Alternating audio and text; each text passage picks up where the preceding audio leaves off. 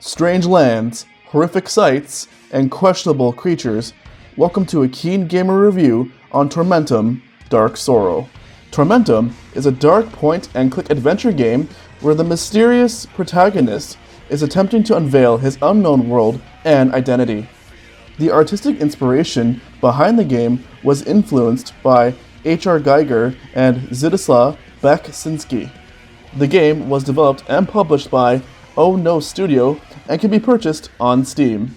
You start off in the game with no recollection of where you are or how you got into your predicament. You're greeted by another prisoner explaining what kind of situation you're in, and believe me, it's a bad one. There's no sunshine or rainbows here. He explains that we were chosen because we wear the mark of evil, and they come when the sky begins to cry fiery tears. As you arrive to the castle, you begin to have some sort of clarity in your memory that you see a statue with rising hands, and your intuition is to pursue it and escape the castle. You'll notice right off the bat that the art is incredibly well detailed, and each scene bursts with creativity. There's roughly about 73 scenes in total, and in each scene, there's music that fits the atmosphere perfectly. You can feel anxious in one scene as you're trying to figure out what to do, and cautious in the next as you attempt to avoid ending up as this monster's dinner. With that being said, the sound effects are simple, yet match the action flawlessly.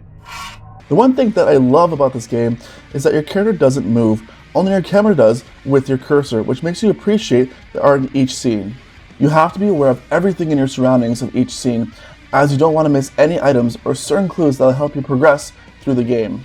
Most items can be identified with a little white puff of smoke or glare indicating that you can pick them up as clues to help solve your upcoming puzzles. To carry your items, you have a backpack, and to jot down clues, you have your notepad, which if your protagonist finds a clue to a puzzle, he will just sketch it down. What I found really interesting in the game is that the items got their own scene to just pick up, and the level of detail is just as amazing as the scene you're picking it up from. It's the little things that matter. There are a lot of puzzles in this game, and a few of them require a missing piece or clues in your surroundings of how to solve them. Some puzzles can be quite simple to figure out, others can be extremely challenging. A lot of the time, it's just a trial and error process. But with patience and critical thinking, the puzzle can be easily solved. Each puzzle has its own uniqueness, from connecting the same colored pipes to a memory game where you have to match the opposite tile. For example, matching fire to water. As you progress through the game, you'll encounter characters that either have a task for you or want to help you with your quest.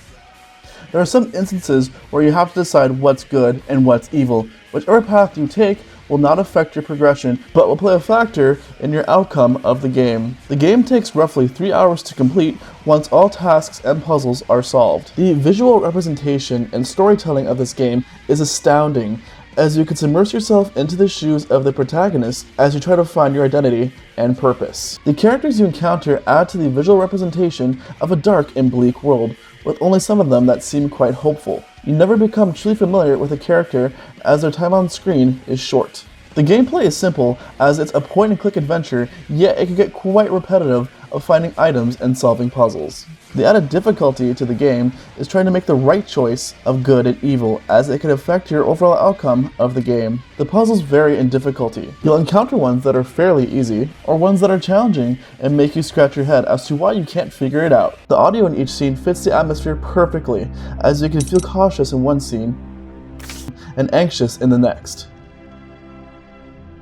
Overall, if you like horror games with a point-and-click adventure like Darkseed or Frambeau, then you'll love Tormentum, Dark Sorrow. Thanks for watching!